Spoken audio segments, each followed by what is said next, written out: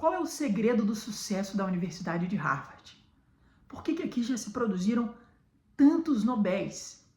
E a gente tem uma produção de conhecimento que a cada ano vem desbravando a fronteira da ciência, da tecnologia.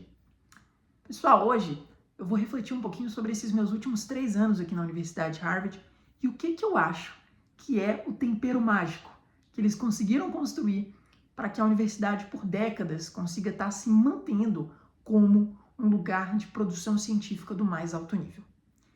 E para explicar isso para vocês, pessoal, eu vou usar uma ideia do atual vencedor do Prêmio Nobel de Economia, o professor turco Daron Acemoglu.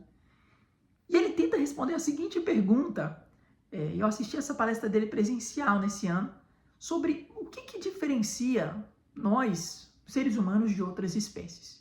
Dentre outras coisas, pessoal, uma das coisas que nos diferencia é como nós aprendemos.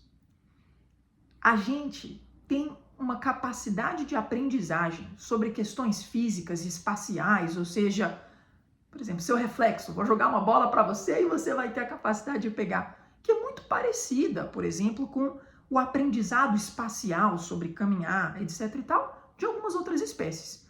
Então, a taxa de acerto do nosso aprendizado espacial, físico, é muito parecido, por exemplo, com o de chimpanzés ou de outras espécies. Mas o nosso aprendizado social, ele é único. A gente tem uma capacidade de experimentar em grupo, compartilhar e aprender em grupo. E isso é incrível. E nesse sentido, os nossos aprendizados sociais, eles são muito mais incríveis do que os aprendizados sociais que outras espécies conseguem ter no mundo. Então, pessoal, o que o professor Daron Acemoglu, ele tenta enfatizar por meio dessa analogia é que nós aprendemos socialmente. E é justamente a nossa capacidade de estar experimentando coisas diferentes, de ter habilidades diversas e de estar testando coisas em grupo que nos faz conseguir diminuir a nossa quantidade de erros, aumentar muito a quantidade de acertos e assim usar da nossa autonomia humana para atingir resultados cada vez melhores. E aí, pessoal, eu queria trazer essa ideia aqui para a Universidade de Harvard, que é o seguinte, eu acho que a Universidade de Harvard conseguiu muito bem construir uma comunidade. Além dos estudos, além da parte de pesquisa, eles conseguiram construir algo em que a vida da comunidade é muito ativa. Você interage muito com seus colegas, eles vêm de trajetórias e perspectivas muito amplas e você vai estar interagindo necessariamente com pessoas que estão estudando áreas completamente diferentes.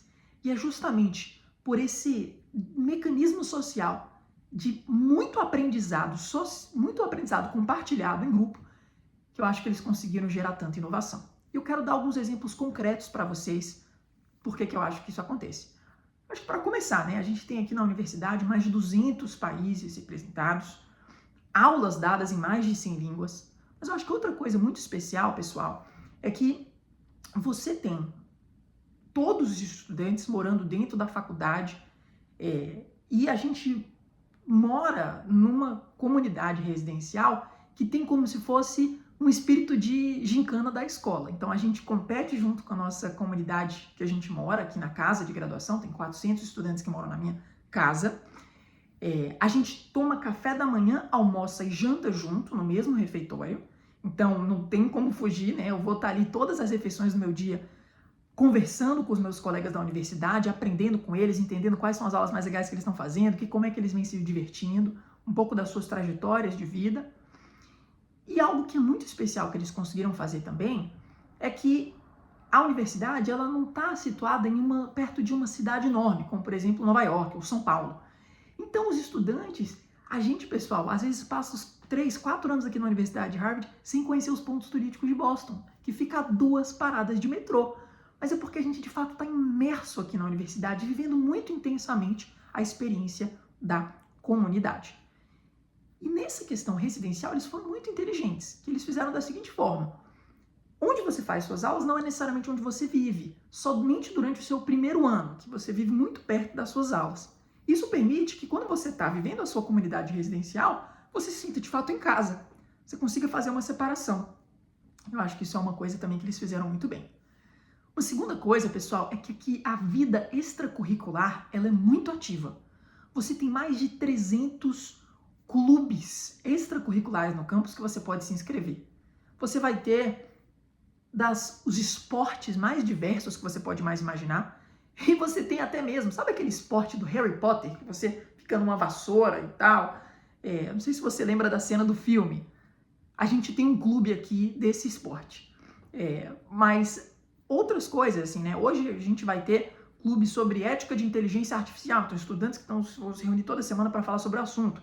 A gente vai ter, só dentro da área de relações internacionais, clubes variadíssimos. Então, eu coordenei um clube de relações internacionais da América Latina. Outros estudantes coordenam um grupo de relações internacionais voltado especificamente para o Japão. Então, cada semana você vai ter centenas de palestrantes que são convidados para cá. E uma vida universitária muito ativa. De cada estudante está envolvido em pelo menos 3 a 5, às vezes 7 atividades extracurriculares, envolvido nesses clubes, organizando atividade, conhecendo colegas, né? E às vezes os clubes são divertidos, só não precisa nem ser algo intelectual. Então tem clube de você provar vinho, tem clube do queijo, tem clubes dos mais variados mesmo. E cada organização cultural tem o seu clube também. Então a comunidade brasileira, a comunidade do sul da Ásia. E aí eu acho que a oportunidade, né, de você experienciar outras culturas, ver apresentações de dança, de música, eu acho que isso gera um pouco daquela experimentação que o professor Nobel de Economia estava citando. Eu acho que outros exemplos dessa parte de comunidade, pessoal, é a cultura de você fazer refeições com seus colegas. Então aqui é esperado assim que você não faça refeições sozinho. Então, no domingo eu tenho 1 horinha na minha semana que eu dedico a mandar e-mails, mandar mensagens, não e-mails, mas mandar mensagem de zap ou SMS para os meus colegas da faculdade para a gente combinar de almoçar ou jantar junto. Então eu preencho os meus almoços e os meus jantares quase todos os dias para bater papo com colegas, com amigos da faculdade, para a gente saber como é que está a vida e tal. Isso é muito especial, porque você, a partir do momento que existe uma cultura de você tá mandando mensagem, mantendo contato com as pessoas, não deixando, né, os estudos tomarem conta disso, você vai gerando essa experiência assim, de ideias às vezes criativas surgirem, de você contar de alguma coisa nova que você pensou, às vezes a pessoa pensou em algo parecido. E por fim, pessoal, eu queria contar, acho que outra coisa que envolve a inovação na universidade é a ideia de te forçar a fazer aulas em campos diferentes.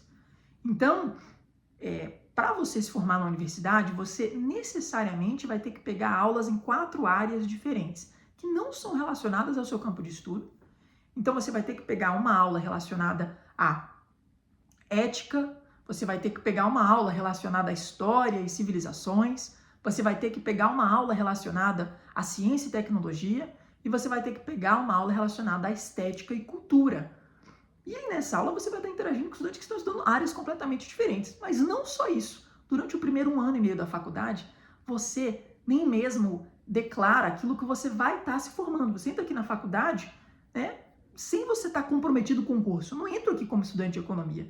Eu entro aqui como estudante. Depois de 1 ano e meio eu defino o que de fato eu estou estudando. Então você acaba experimentando outras aulas, conhecendo outras formas de pensar, diferentes formas de estruturar o pensamento, né, de produzir conhecimento, que eu acho que as disciplinas elas produzem conhecimento de forma diferente, e nesse sentido a gente gera mais experimentação e mais inovação. Então, pessoal, esse aqui é um vídeo contando um pouquinho para vocês sobre um dos motivos pelos quais a Harvard consegue se manter no topo há tanto tempo. Um grande abraço e espero que vocês tenham gostado do vídeo de hoje. Valeu!